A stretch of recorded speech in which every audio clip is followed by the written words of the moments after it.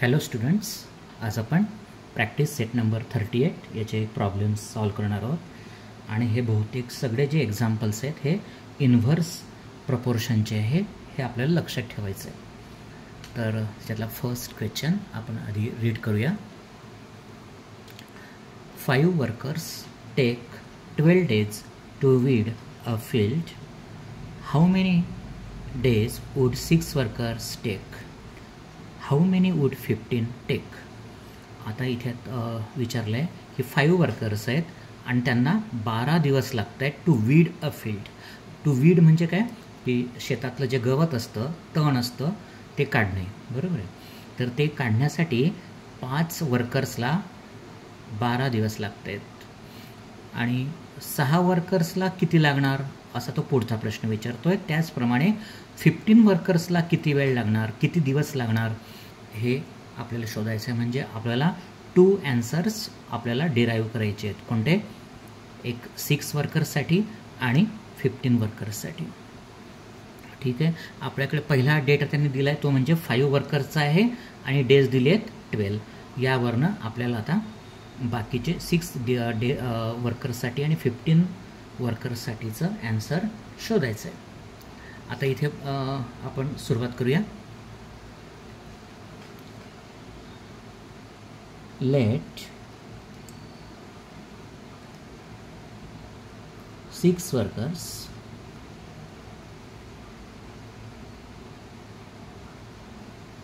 Take X days. आता बघा, आपल्याला ठाऊक नाही आहे की 6 वर्करला किती दिवस लागणार आहेत, म्हणून आपण अज्युम केलं, कन्सिडर केलं की 6 वर्करला X days लागतील. ठीक आहे. परंतु आता आपल्याला इथे बघायचं आहे की हे जे एक्झाम्पल आहे हे इन्व्हर्स प्रपोर्शनचं आहे. आता इन्व्हर्स प्रपोर्शनमध्ये काय होतं की दोन्ही ज्या व्हॅल्यूज असतात त्या एक व्हॅल्यू वरती जाते तर दुसरी व्हॅल्यू खाली येते. आता बघा इथे 5 वर्कर्स जर आपण म्हटलं आणि 12 days म्हटलं तर हिच्यामध्ये 5 वर्कर्सला 12 days लागत आहेत आणि 6 वर्करला किती लागणार? नॅचरली कमी लागतील. म्हणजे जेव्हा इकडची व्हॅल्यू वाढते तेव्हा डेजची व्हॅल्यू जी आहे ती खाली येते, बरोबर आहे. म्हणून आपण याला इन्व्हर्स प्रपोर्शन म्हणणार आहोत. तर आपण आता ते सॉल्व करूया. आणि इथे लक्षात ठेवायचं आहे की जेव्हा डायरेक्ट प्रपोर्शन होतं तेव्हा आपण डिव्हिजन करत होतो. आता इन्व्हर्स प्रपोर्शनमध्ये आपल्याला सुरुवात करायची आहे ती मल्टिप्लिकेशननं करायची आहे, हे लक्षात ठेवायचं आहे. म्हणून सो आता हे 6 आहे तर 6 multiplied by X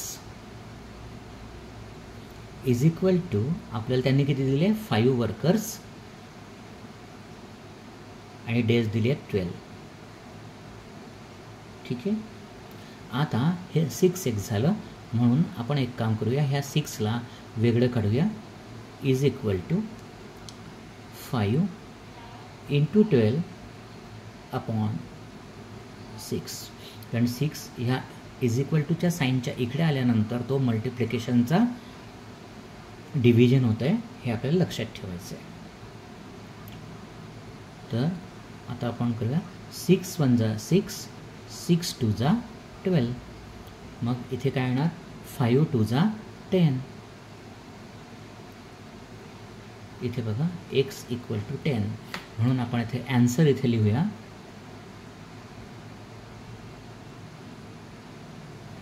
six workers will take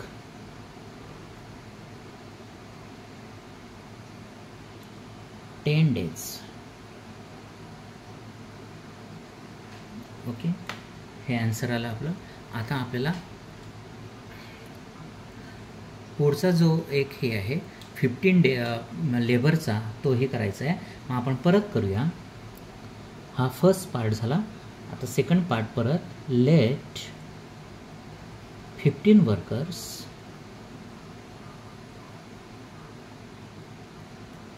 take X days.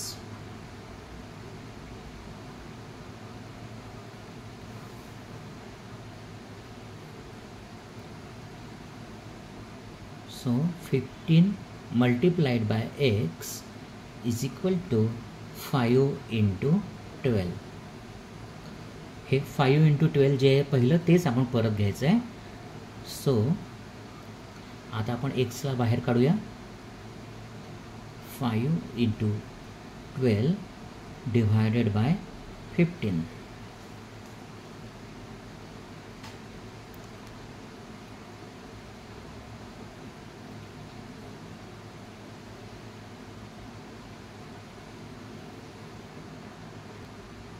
आता आपण काय करूया, याला डिव्हिजन करूया. अगोदर ह्या 5 आणि 15चं आपण डिव्हिजन करूया. 5 वन जा 5, 5 3 जा 15.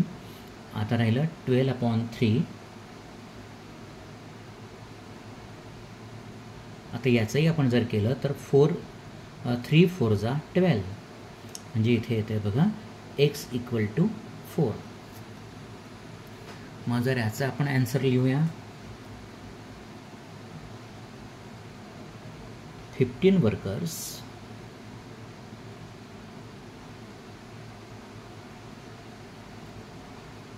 will take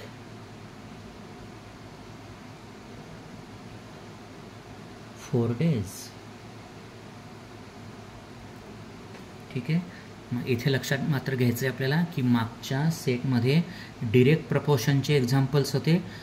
38 सेट नंबर 38मध्ये हे इन्व्हर्स प्रपोर्शनचे आहे. आणि इन्व्हर्स प्रपोर्शन आलं म्हणजे आपल्याला मल्टिप्लिकेशन करून नंतर एक्सची व्हॅल्यू ही डिराईव्ह करायची आहे. हे आपल्याला लक्षात ठेवायचं आहे. ठीक आहे. नेक्स्ट एक्झाम्पल आहे ते आपण रीड करूया. Mohanrao took 10 days to finish a book reading 40 pages every day. Mohanrao नावाची व्यक्ती आहे. ते 10 दिवसांमध्ये पुस्तक पूर्ण करतात आणि एका दिवसाला एव्हरी डे त्यांना 40 pages वाचायचे असतात. ठीक आहे. How many pages must he read in a day to finish it in 8 days. जर का ते 8 दिवसांमध्ये त्यांना ते पूर्ण फिनिश करायचं आहे तर त्यांना डेली किती पेजेस वाचायचे आहेत. ठीक आहे. तर आपल्याला हे सॉल्व करायचं आहे. आपल्याकडे डेटा दिलेला आहे त्यांनी 10 दिवसांमध्ये किती पेजेस वाचता आहेत ते 40. मग आपल्याला 8 डेजमध्ये किती ते पेज रीड करायचं आहे हे आपल्याला काढायचं आहे. मग आपण लिहूया.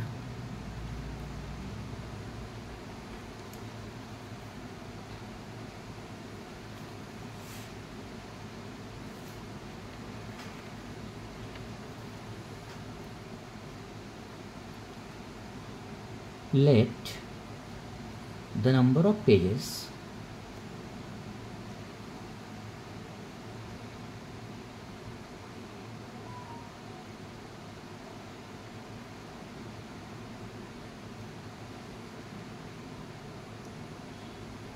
read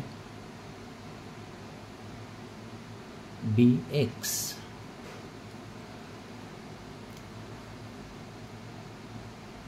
To complete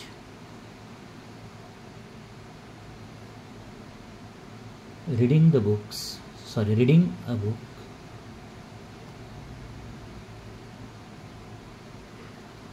in 8 days.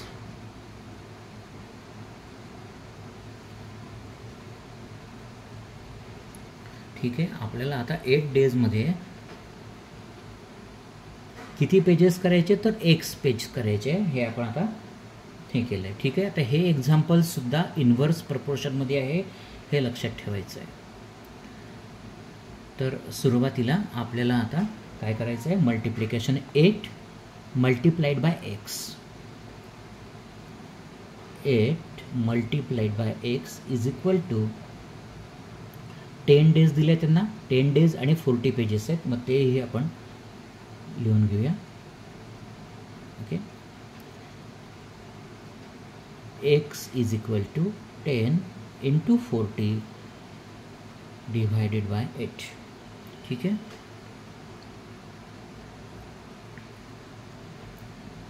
आता 8चा टेबलमध्ये 40 येतं का? येस येतं. 8 5 जा 8 1 जा 8, 8 5 जा 40 आणि 10 मल्टिप्लाइड बाय 5 हे किती झालं 50, बरोबर आहे. म्हणजे x is equal to 50.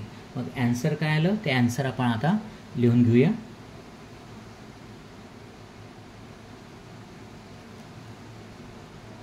"50 pages should be read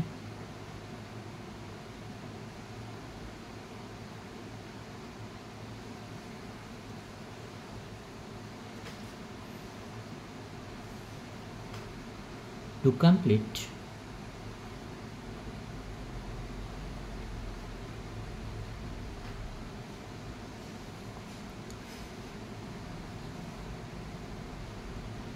reading the book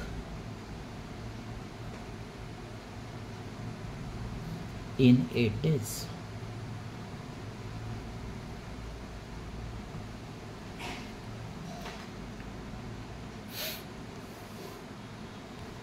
next example आहे ते आपण रीड करूया. मेरी सायकल्स ॲट 6 km/h. मेरी नावाची मुलगी आहे, ती सायकल चालवते आणि तिचा स्पीड काय चालवण्याचा 6 किलोमीटर एका तासाला, 1 hourला 6 किलोमीटर ती चालवते. How long will she take to reach her aunt's house which is 10 kilometer away. तर तिची मावशी आहे 12 किलोमीटरच्या अंतरावरती, तर तिला किती वेळ लागेल तिच्या घरी जायला, मावशीच्या घरी जायला. If she cycles of speed of 4 km/h, how long would she take. आणि जर ती 4 km/h जर गेली, हे 12 किलोमीटरचं अंतर पार करण्यासाठी मग तिला किती वेळ लागणार आहे हे आपल्याला सॉल्व करायचं आहे. तर आता मात्र हे लक्षात घ्या की हे थोडंसं वेगळं एक्झाम्पल आहे. याच्यामध्ये आपल्याला 2 कंडिशन्स आहेत, त्या आपल्याला फुलफिल करायच्या आहे आणि मग आपण ते सॉल्व करूया. तर पहिल्यांदा आपल्याला कंडिशन फर्स्टमध्ये लिहायचं आहे. जे आपल्याला दिलेला डेटा आहे तो आपल्याला लिहायचा आहे, मेन्शन करायचा आहे. तर तो स्पीड किती आहे बघा,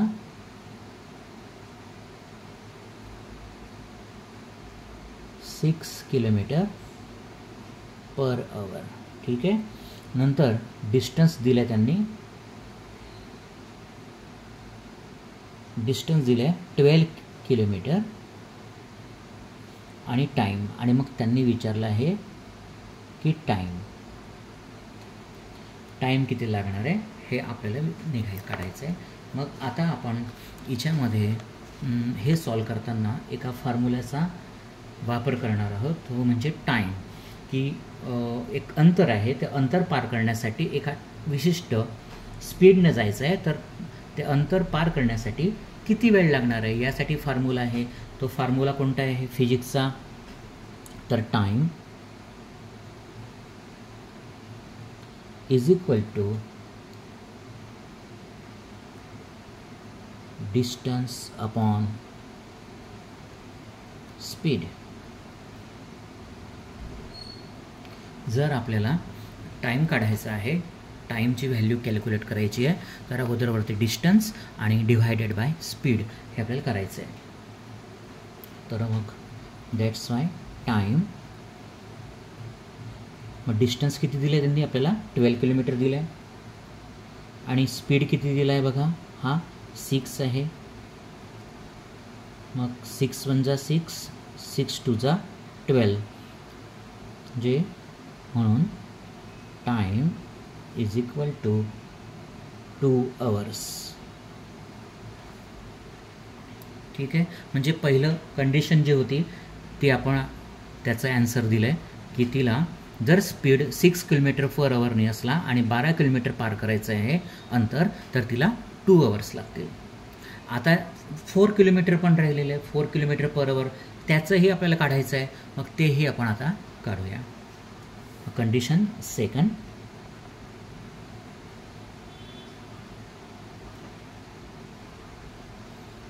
इथे स्पीड दिला आहे बघा 4 km/h आणि डिस्टन्स परत सेम आहे, इज इक्वल टू 12 किलोमीटर. फक्त इथे आपल्याला काय स्पीड बदलला आहे. इथे स्पीडवरती आपला 6 किलोमीटर पर आवर होता, आता 4 किलोमीटर पर आवर आहे. मग तोच आपल्याला परत फॉर्म्युला वापरायचा आहे. Time is equal to distance upon time.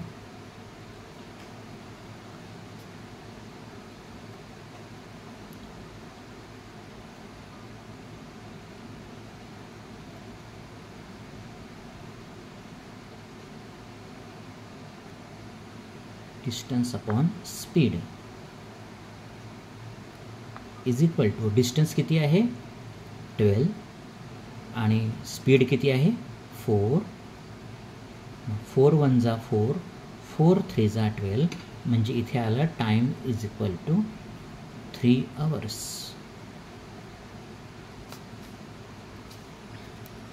आलं लक्षात. म्हणजे आपल्याला दोन्ही कंडिशन्स ज्या होत्या त्या केल्या, जेणेकरून आपल्याला दोघांचे आन्सर सेम मिळाले.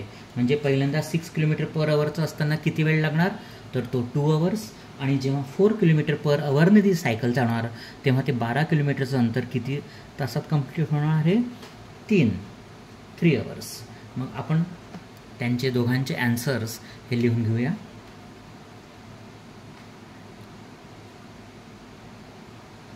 मेरी will take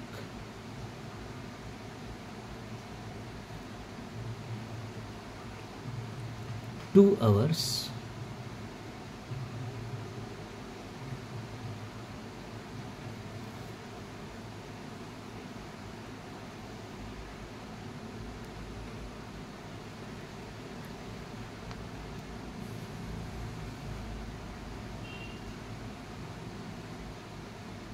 at the speed of 6 kilometre per hour. हा आन्सर फर्स्ट आहे. आणि answer first, answer 2. Mary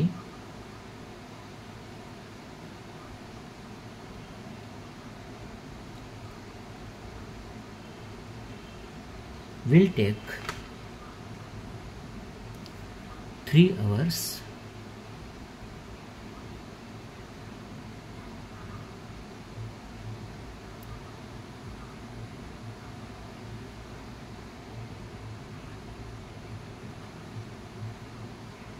at the speed of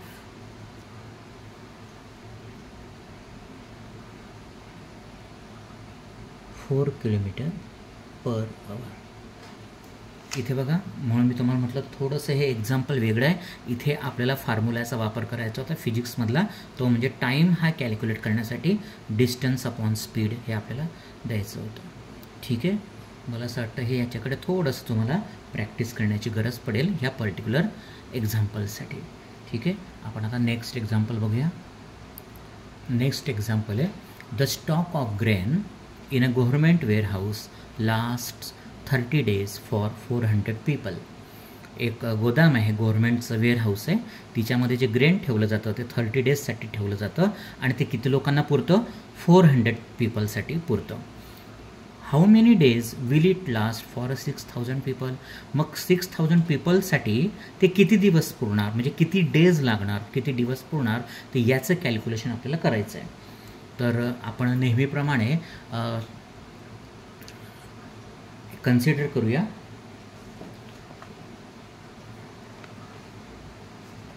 late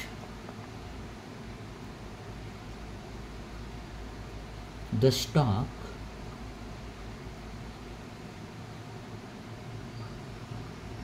for grain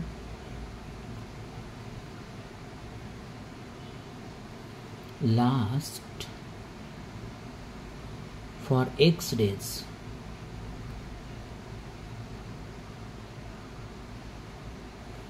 for 6000 people. याच्यामध्ये पहिल्यांदा आपल्याला डेटा दिलेला आहे. 30 डेजसाठी जनरली 400 लोकांसाठी तो आहे. 30 डेज हे 400 लोकांसाठी आहे, तर 6000 पीपलसाठी किती डेज, म्हणून आपण 6000 पीपलसाठी एक्स डेज हे कन्सिडर केलं आहे. ठीक आहे. आता हे एक्झाम्पलसुद्धा इन्व्हर्स प्रपोर्शनमध्येच आहे, हे लक्षात ठेवायचं आहे. आणि म्हणून पहिल्यांदा आपण काय करूया, 6000 मल्टिप्लाइड बाय एक्स हे आपण लिहूया, इज इक्वल टू हे 30 आणि 400 यांचं मल्टिप्लिकेशन करूया.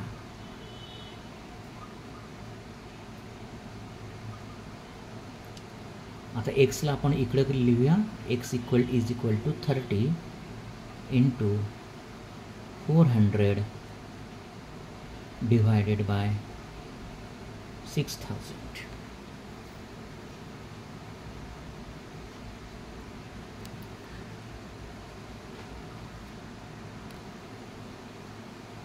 इथे आपल्याला इथे इथे 4000 आहे, इथे लक्षात घ्यायचं 4000, म्हणून इथेही 4000 करून देऊया. आता बघा इथे याचं डिव्हिजन आपल्याला करायचं आहे, ह्या 30ला हे 30 गेले. ठीक आहे.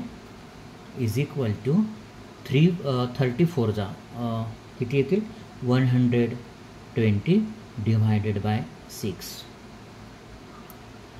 आता परत आपण करूया, 6 1 जा 6, 6 2 जा 12 आणि हे 0 जसाचा तसा. So X is equal to 20.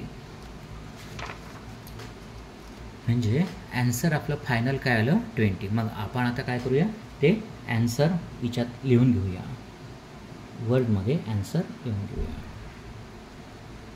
The stock grain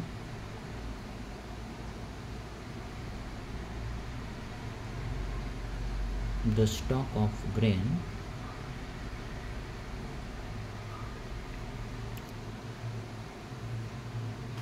will last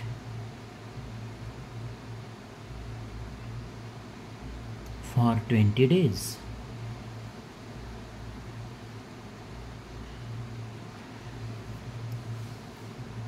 इथे बघा आपला हा सेट जो आहे हा संपलेला आहे.